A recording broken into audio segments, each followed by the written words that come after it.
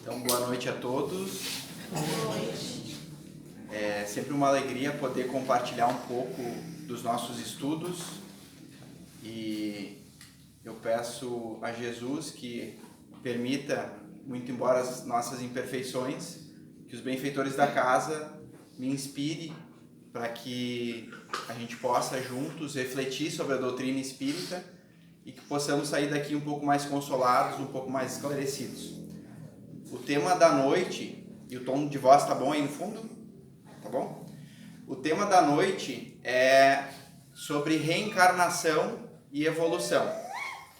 Como esse é o primeiro convite da casa, eu preferi, não arriscar e trazer um tema mais feijão com arroz, assim, para não fazer feio. E o expositor espírita, na verdade, compartilha os seus conhecimentos, faz as suas reflexões. E eu gosto muito de utilizar as obras básicas de Allan Kardec. Então, assim, eu não estou no WhatsApp aqui, eu estou com o Livro dos Espíritos no celular, até porque com a pandemia a gente acaba se adaptando mais a essas ferramentas. Então, assim, eu quero, para que nós começamos, que façamos a reflexão da questão 167 do Livro dos Espíritos. Kardec, que é o nosso codificador, ele que recebeu a missão do alto de trazer a terceira revelação para nós. Primeiro veio Moisés, depois o Cristo em pessoa encarnou na Terra, e Kardec é o nosso codificador missionário, e ele questiona os espíritos na questão 167. Qual o fim e objetivo com a reencarnação? E essa pergunta, ela é muito inteligente. À época já existiam várias doutrinas reencarnacionistas, muito embora a predominância de outras religiões estavam em alta, mas a reencarnação já existia. E os espíritos, então, respondem que a finalidade da reencarnação é a expiação, o melhoramento progressivo da humanidade. Sem isso, onde há justiça? Então, hoje a fala da noite vai basicamente navegar sobre essa questão. Primeiro, os espíritos colocam expiação, vírgula. E vamos refletir um pouquinho nessa afirmativa. Quem aqui, neste momento, não está passando algum tipo de vicissitude, algum tipo de sofrimento? Alguns na área amorosa, outros perderam entes queridos pós-pandemia. A própria pandemia foi bastante difícil para a humanidade. Outros em vieses financeiros, dificuldades financeiras. Mas todos nós estamos aqui através desses sofrimentos, e os espíritos chamam, na verdade, de vicissitude, que permitem a nossa evolução. Esse é o primeiro ponto. Então, assim, para quem neste momento está tendo alguma dificuldade, é importante refletir comigo, o porquê que a gente está aqui. Até porque a doutrina espírita, ela esclarece e traz respostas de que muitos filósofos há muito tempo perguntam: o que nós estamos fazendo aqui? Quem somos nós? E para onde nós vamos? E a expiação, o sofrimento, se nós, a partir do autoconhecimento, começarmos a refletir as dificuldades que nós estamos passando hoje, nós conseguiremos entender que isso é reflexo, é uma lei de causa e efeito de situações, ações da nossa vida atual. Ou seja, para dar um exemplo, se eu como demais, provavelmente vai me dar uma dor de estômago, vou ficar estufado. Antes da palestra, estávamos fazendo exercício e eu comi demais, E com o exercício acabou doendo a minha barriga, eu fiquei reclamando. A Liana, que está aqui comigo, é prova disso, não deixa eu mentir. Então, assim, é um exemplo bobo, mas é a pura verdade. Se eu cometo um crime terrível, retiro a vida de um outro irmão. a sociedade impõe uma lei penal que nos retira a liberdade. Mas a gente sabe que a lei dos homens está muito distante da lei divina. Então, os nossos atos de hoje já causam uma consequência. Mas vocês aí sentados podem talvez pensar assim, não, mas eu faço tudo direitinho, não falo mal da vizinha, né? Não bebo, não fumo, né? Tenho uma vida justa, mas mesmo assim eu estou sofrendo. Porque a gente sabe que todos nós, alguns sofrem um pouco mais e bem mais, outros sofrem menos, mas todos passam por dificuldades. E mesmo aqueles que possuem uma vida reta, né? E a gente sabe que pessoas se esforçam para isso. Mesmo assim, se deparam com sofrimento. E lá no Evangelho segundo o Espiritismo, Kardec separou um capítulo todo para falar sobre bem-aventurados os aflitos. E um dos itens é causas atuais do sofrimento, né, que era isso que eu falava agora. E também tem um item que fala das causas anteriores das aflições dos sofrimentos. Ou seja, se eu não dei causa para o sofrimento nesta vida, eu certamente dei em outra vida. E todo o sofrimento, por mais ruim que seja, ele é uma lição. E antes de eu começar a estudar a doutrina espírita, eu não conseguia entender e acreditar, ter um relacionamento com Deus, porque eu não conseguia entender como crianças de tenra idade, de 2, 3, 4 anos, eram diagnosticadas com câncer, por exemplo. Não conseguia entender, até porque assim, o adulto, tudo bem, a gente consegue achar alguma justificativa, mas vamos pegar as crianças, né? Uma criança com pouca idade sofre abuso sexual, né, de um familiar. Isso é terrível, é abominável. Mas, se nós pensarmos que nós, hoje, somos espíritos imortais e que nós já vivemos muitas vidas, basta a gente ligar no Netflix e olhar os filmes que retratam histórias reais da Idade Média, da Segunda Guerra Mundial, que faz muito pouco tempo, e nós estávamos lá, nem vou muito longe, né? Porque a gente acaba brincando assim, eu acho que eu atirei pedra na cruz, a gente atirou mesmo, 2000 anos atrás. Mas não precisa ir muito longe. Na Segunda Guerra, milhões de judeus foram mortos pelos seres humanos, faz muito pouco tempo. Então, assim, o sofrimento, a gente cometeu barbáries terríveis. E é natural que, a partir de um processo de sofrimento, a gente expie. E a expiação é isso. É passar por situações difíceis, de causas que eu gerei de vidas passadas ou dessa vida atual.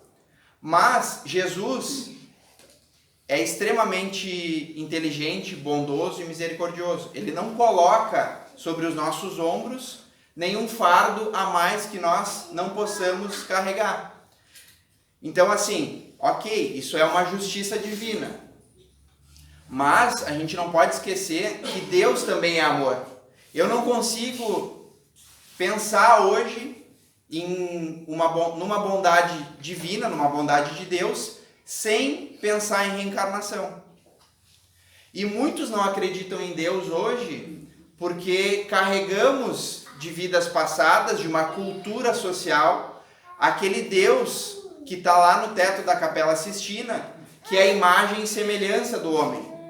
E a gente sabe que a doutrina espírita veio explicar que Deus é imaterial, é onipresente, é divina bondade, é divina sabedoria, infinita bondade. E se nós acreditamos que Deus é infinito amor, é infinita bondade, é infinita inteligência, nós não podemos aceitar que Ele cometa injustiças. Então, se nós, por exemplo, hoje estamos passando por uma situação difícil, tenham certeza que quando nós superarmos, tudo vai fazer sentido e nós vamos conseguir entender melhor e sairmos melhores daquela situação. E existem várias histórias, né? Eu gosto muito de Chico. E Chico conta histórias de que irmãos sofredores, nas cartas das mães, né? Eu me lembro de uma agora que uma mãe desesperada chega lá em Uberaba, talvez vocês já tenham escutado, e essa mãe tinha perdido um filho em tenra idade, assim, muito jovem. E essa criança faleceu, desencarnou, através da babá, digamos assim, que levava essa criança, não me lembro se na bicicleta, no colo, eu acho que era na bicicleta. E a babá deixou essa criança cair. Um tombo bobo. Quantas crianças não acabam caindo, se machucando, né? Eu tenho várias cicatrizes aqui, no queixo, no joelho, etc. Essa criança caiu e desencarnou. E a mãe chegou lá no Chico sem entender isso, sem perdoar aquela babá, aquela pessoa responsável por cuidar do filho, e não conseguia entender a justiça de Deus. E na carta, a própria criança, através, né, de espíritos mentores dessa criança, escreve uma carta para essa mãe e dá detalhes, né, de como era a convivência, e explica que, na verdade, já era predestinado a ele esse desencarne jovem, assim, né, em tenra idade. E que, na verdade, inclusive, era para ela, a mãe, estar no lugar da babá. Era para ela estar carregando o filho e ela ter, na consciência dela, sido a culpada, porque a gente sabe que não há culpa. Foi um tombo bobo, como qualquer um, só que já estava predestinado, já estava na programação reencarnatória. E o filho disse que estava muito bem, que não era para ela se preocupar, para perdoar, inclusive, a babá, e que, na verdade, a misericórdia divina é tão grande, tão boa, que, na verdade, Deus poupou, porque provavelmente a mãe não ia conseguir superar esse trauma, né? Imagina, a própria criança, o próprio filho, né? Deixar cair e acontecer isso. E existem tantas outras, né? Outra história que eu gosto muito é de que um trabalhador, eu não sei se é verdade ou não é, só sei que é assim, me contaram, um trabalhador espírita muito bondoso, muito dedicado, né? Ia ao centro espírita quase todas as noites, trabalhava, ajudava todo mundo. E aconteceu um sinistro, um acidente, que ele perdeu um dedo. E todo mundo ficou assim, né? Nós somos muito críticos, a gente acha que nós somos, por sermos, às vezes, trabalhador espírita, ou por fazer alguma caridade, ou achar que faz caridade, a gente é injustiçado, né? E daí todos ficaram assim, né? De boca aberta, como que ele perdeu um dedo? O Joãozinho, o fulaninho lá, é uma pessoa tão bondosa, como é que Deus foi fazer isso? Por que não fez com o outro, né? E daí, na reunião mediúnica, os espíritos esclareceram, olha, o fulaninho lá, na verdade, pelo planejamento reencarnatório, na verdade, como ele cometeu tantas barbáries no passado, eu não sei exatamente, mas como acontece, né? Ele tinha escravos, ele judiava dos escravos, né? E fazendo um parênteses, a gente sabe que há pouco tempo o Brasil era normal isso, há muito pouco tempo. E era para ele ter perdido o braço. Só que como ele é um trabalhador, ele se dedica ao bem, ele perdeu só um dedo. Então, isso é para exemplificar que a expiação, na verdade, ela tem uma dose de amor de Deus muito grande.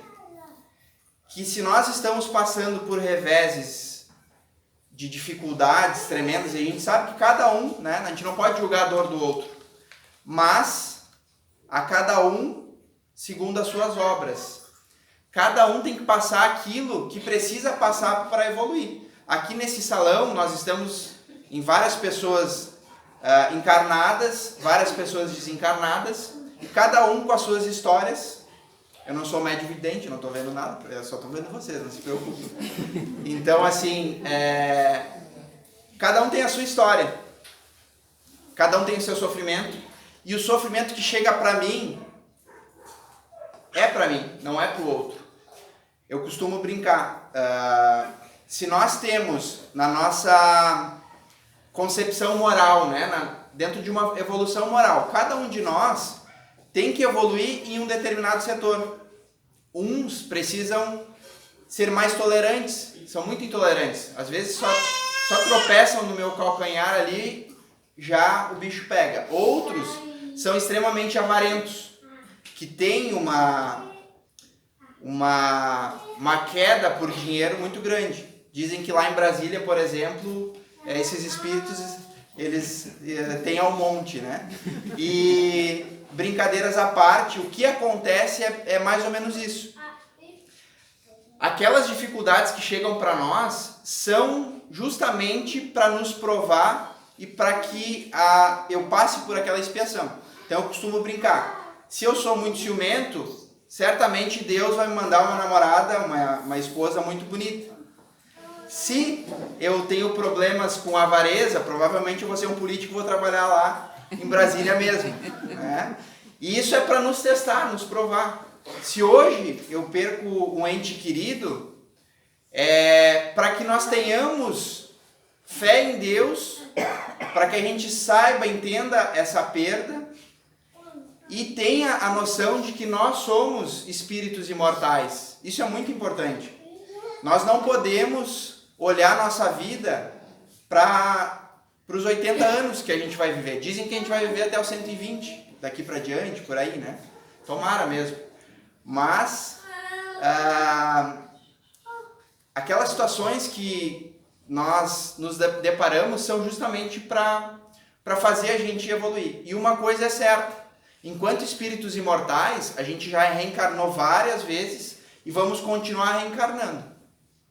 O Haroldo Dutra Dias, que é um expositor, que eu gosto muito de assistir, ele fala assim, bom, a gente pode nos fazer uma pegadinha, né? Se eu sou reencarnacionista, bom, sou reencarnacionista. Então quer dizer que eu vou viver várias vidas, eu vou viver para sempre. Né? A gente é imortal. Tá, então por que eu não vou desfrutar a minha vida, não vou passar a perna no outro, vou ganhar bastante dinheiro e vou fazer tudo errado para que eu me dê bem na vida? Isso é o teu livre-arbítrio, isso tu pode fazer.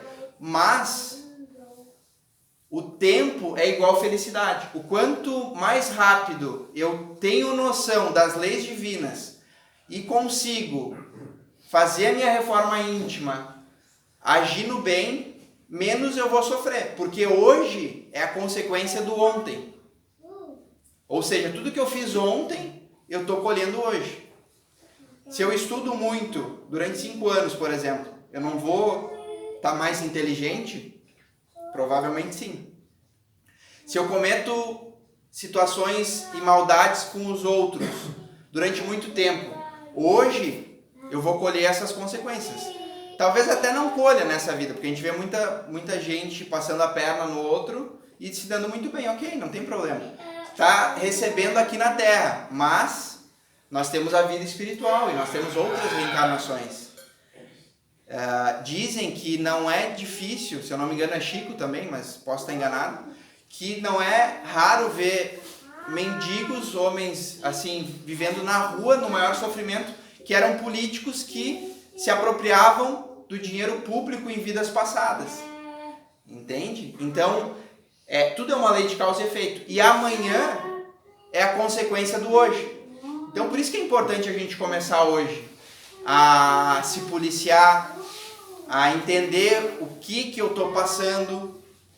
E muitos querem fazer a regressão para querer entender o porquê que eu estou sofrendo, quem é que eu fui.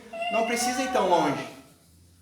Divaldo Pereira Franco, que é um outro expositor, diz assim, para te saberes quem tu era, basta tu refletir as tuas tendências de hoje e as tuas expiações de hoje. Então, se eu tenho aquela avareza que eu falava, essa predisposição a roubar o dinheiro público, por exemplo, com certeza eu já fazia isso antes. Quando nós chegarmos no plano espiritual, e todos nós chegaremos, nós não chegaremos anjos, nós continuaremos. O que eu sou hoje aqui, eu vou ser lá. Só que assim, tudo que eu penso hoje, e que vocês, talvez eu esteja pensando mal de vocês aqui, eu seja um fofoqueiro. Vocês não estão sabendo disso, porque eu tenho esse corpo físico que esconde. Lá no plano espiritual, isso fica evidente para todos. A gente reflete, nosso perispírito reflete isso. Então é muito importante nós nos preocuparmos, e uma certeza é absoluta. Nós todos seremos espíritos extremamente felizes, espíritos bem-aventurados, como está no livro dos Espíritos. O que isso significa? Que nós seremos espíritos bem-aventurados. É justamente a purificação, nós passaremos por todas essas dificuldades, até chegar o momento em que eu não tenho mais expiação, que eu não tenho mais provas para passar, que eu vou contribuir com Deus e ajudar os nossos irmãos. Porque também nós não podemos pensar que estaremos tocando harpa, por exemplo, quando chegarmos no plano espiritual. Não. Terá muito trabalho pela frente, né? E por isso que é importante a gente começar agora a entender isso. Deixa eu só pegar uma aguinha aqui. Já estou sem voz. Tá fazendo sentido, pessoal? Ou tá muito tranquilo? E lá na questão 115, também do Livro dos Espíritos,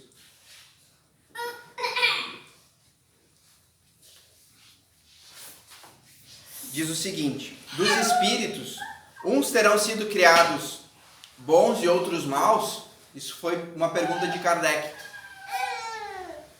E isso que a gente estava falando, as oportunidades, elas são dadas a todos, porque a resposta diz assim, ó, Deus criou todos os espíritos simples e ignorantes. Ou seja, sem saber.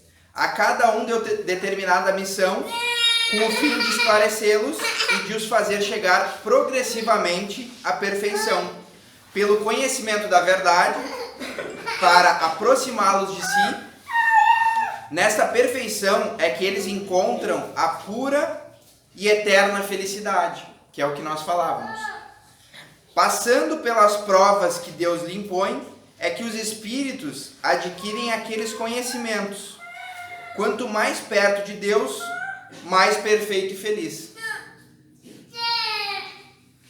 Então fica evidente, as oportunidades são dadas a todos nós. Nós somos espíritos extremamente imperfeitos. Porque se nós não fôssemos imperfeitos, nós não estaríamos num plano em que os espíritos chamam de escola, que a vida é uma escola. Chamam também de hospital, porque nós somos doentes morais. Então, nós precisamos passar pela dificuldade. Se hoje nós pensarmos assim num professor da nossa escola, por exemplo, que a gente tem admiração, todo mundo tem um professor que tem mais admiração, ou uma pessoa, enfim, que tem um conhecimento em determinada área. E por que essa pessoa tem um conhecimento em determinada área? Porque ele já passou por várias provas, por várias experiências. E Jesus é o nosso irmão mais velho, enviado por Deus para ser essa pessoa na concepção moral. Ele é nosso guia e modelo para que nós tenhamos uma ideia concreta de que é possível fazer. Porque Jesus, quando encarnou na Terra, ele exemplificou aquilo que nós podemos exemplificar. Ele perdoou os inimigos, ele soube amar, ele exemplificou como nós devemos ter uma relação com o nosso próximo. Então nós devemos nos espelhar a ele, nos espelhar nele, para que consigamos evoluir. Ah, William, é fácil? Não, não é fácil. É extremamente difícil. É simples? Sim, é simples.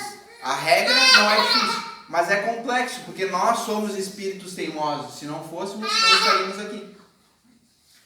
Mas tenhamos fé em Deus, de que as nossas expiações, as nossas provas, elas são compatíveis com a nossa condição. E que se nós falirmos hoje, a lei da reencarnação, ela permite que nós possamos tentar novamente. Porque Deus é um Pai tão amoroso que se nós falirmos, nós teremos outra oportunidade. Só que lembremos que quanto mais rápido a gente avançar, menos nós vamos sofrer. E como deu o nosso tempo,